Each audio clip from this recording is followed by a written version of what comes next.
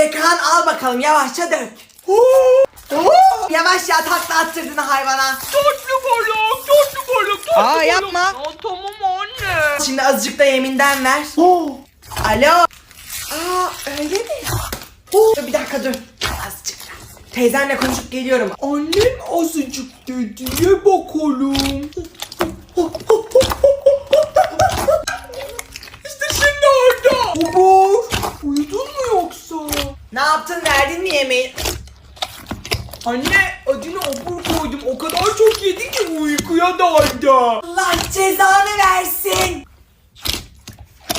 Azıcık ver dedim değil mi sana? Ne oldu ki?